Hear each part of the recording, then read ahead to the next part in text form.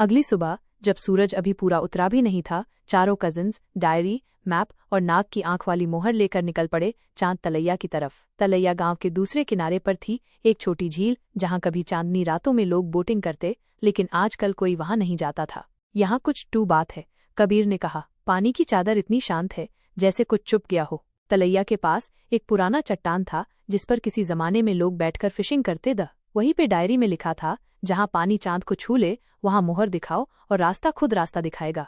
रोहन ने मोहर निकाली और यूएस चट्टान के सामने राखी।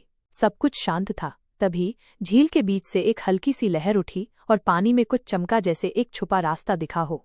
तुम लोग देखे, पानी में कुछ लिखा है, सिया ने कहा। मीरा ने जूम लेंस से देखा और सच में पानी के नीचे एक पहेली लिखी थी, लेकिन उल्टे अक्षरों में।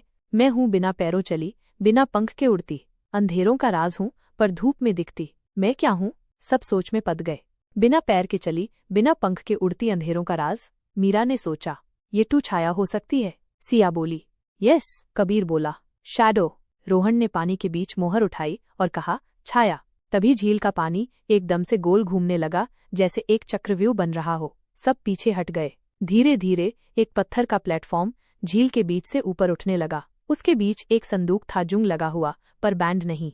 संदूक के अंदर एक छोटा सा पत्र, पुरानी चिट्ठी था। उसमें लिखा था, तुम सही रास्ते पर हो, लेकिन हर राज एक चेहरा नहीं दिखाता। अगले मोड़ पर मिलोगे एक पुरानी दोस्त से, पर याद रखना हर मुस्कान असली नहीं होती। सब एक दूसरे को देखने लगे। पुरानी दोस्त? कौन? सिया ने पूछा। शायद कोई मिलने वाला है, रोहन बोला, या कोई ऐसा जो हमें गुमराह कर सकता है।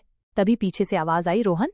सब घूम के देखा। एक लड़की खड़ी थी, 15 to 16 साल की, बालों में छोटी सी क्लिप, आंखों में पहचान। मीरा दी, ये तो अशी है, सिया चिल्लाई।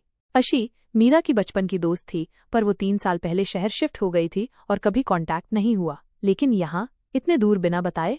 आशी, ट्यू यहाँ? मीरा ने हैरानी से पूछा। अशी मुस्कुराई, तुम सबको देखकर अच्छा लगा। मुझे सब कुछ पता चल गया। मैं तुम्हारी मदद कर सकती हूँ। अगला राज काला डोंगर में है ना? सब एकदम शॉक्ड। पर तुझे कैसे पता? कबीर ने पूछा, आंखें नैरोड करके। अशी ने कहा, तुम्हारे दोस्तों की मदद करना मेरा फर्ज है। मैं भी वीर की कहानी जानती हूँ, उसकी छोटी बहन मेरी नानी थी। एक लम्हा सब चुप रहे। अगले दिन सुबह से पहले ही सब लोग तैयार, द बैकपैक्स, मोहर, डायरी, और अब उनके साथ थी अशी। काला डोंगर रामपुर के उस हिस्से में था जहाँ लोग अक्सर जाने से कतराते थे। कहते हैं वहाँ हवा भी रुक जाती है और रातें अपना रंग बदल लेती हैं। तुम लोग सच में जाना चाहते हो? अशी ने पूछा। वहां से कभी कोई बिना बदले वापस नहीं आया। फ्लैट पीछे नहीं हट सकते, रोहन बोला। खजाना हो या राज, सच टू सामने लाना ही पड़ेगा। काला डोंगर तक का रास्ता घना और पत्थर भरा था। रास्ते में एक पुरानी पत्थर की मूर्ति दिखी, नाग देवता की। उसके नीचे कुछ लिखा था, जो सच को चाहता है उस अपने झूठ से गुजारना होगा। ये क्या मतलब है? सिया ने पूछा। शायद कोई टेस्ट होगा, मीरा ने कहा। डोंगर के ऊपर पहुंचते ही उन्हें एक गुफा दिखी, अंधेरी, पुरानी, और एक अजीब सी ठंडी हवा उससे निकल रही थी। सब टॉर्च जला के गुफा के अंदर गए। पहले तो कुछ भी दिखाई नहीं दिया, पर कुछ देर बाद एक पुरानी दीवार दिखी जिसमें एक कार्व्ड सिंबल था, नाग की आंख। रोहन, मोहर, कबीर ने कहा। रोहन ने मोहर को दीवार के ग्रूव में फिट किया। एक घूमती सी आवाज आई, क्लिक क्लिक क्रीच, और दीवार एक तरफ सरक गई, जैसे किसी सीक्रेट चेंबर का रास्ता खुल गया हो। अंदर कुछ और नहीं, एक और पत्थर का संदूक था। अशी ने कहा, मैं खोलती हूँ। पर जैसे ही उसने संदूक खोला, उसमें से एक काला धुआं निकला और पूरे रूम में फैल गया। सबने अपनी आंखें बैंड कर ली और तब सब कुछ बदल गया। जब उन्होंने आंखें खोली तो वो किसी और जगह पर, एक पुराने महल जैसे शहर में, जहां लोग पुराने कपड़ों में थे और सब कुछ 100 साल पुराना लग रहा था।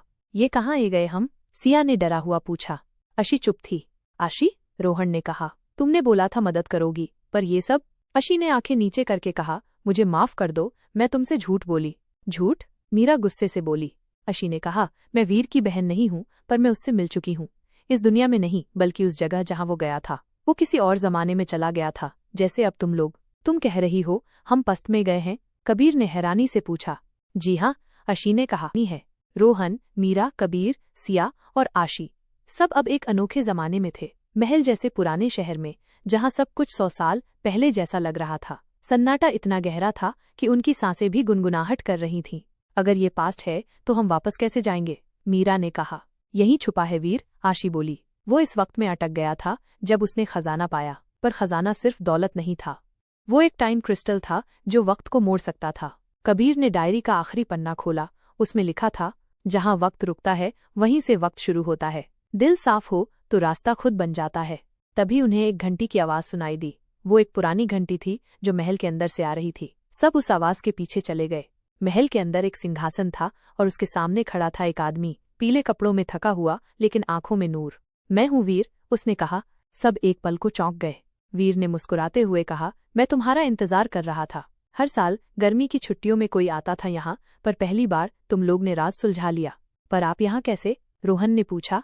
वीर ने कहा, मैं टाइम क्रिस्टल छू बैठा था, तब से ये दुनिया मेरा घर है। पर अब तुम लोग आए हो और तुम्हारे पास मोहर है, तुम मुझे और खुद को वापस ले जा सकते हो। कैसे? सिया ने पूछा।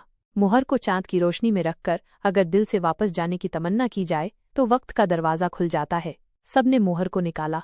आशी ने वीर की तरफ देखा। मैं तुम्हारे साथ हूँ। चांद की रोशनी महल के झरोखों से अंदर आई। मोहर उस रोशनी में चमकने लगी और एक रोशनी का गोला बन गया। सब मिलकर हाथ पकड़ो, रोहन बोला। वीर, आशी, मीरा, कबीर, सिया सबने एक दूसरे का हाथ पकड़ा। रोशनी तेज होती गई और एक जोर की आवाज के साथ सब कुछ अंधेरा हो गया। ... जब आंखें खुलीं तो सब रामपुर के बरगद के पेड़ के नीचे थे। दिन था, सब कुछ नॉर्मल था। हम वापस आ गए, मीरा ने धीरे से कहा।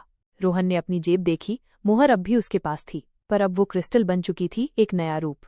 आशी? सिया ने इधर उधर देखा, पर आशी गायब थी। न वीर न आशी, सिर्फ एक पुरानी डायरी उनके पास थी जिसका आखिरी पन्ना अब लिखा हुआ था, शुक्रिया, तुमने वक्त को जीता। अब तुम्हारी यादों में हम हमेशा रहेंगे। सब एक दूसरे को देखकर मुस्कुरा दिए। गर्मी की छुट्टियां इस बार सच में यादगार थीं। एक सफर, एक राज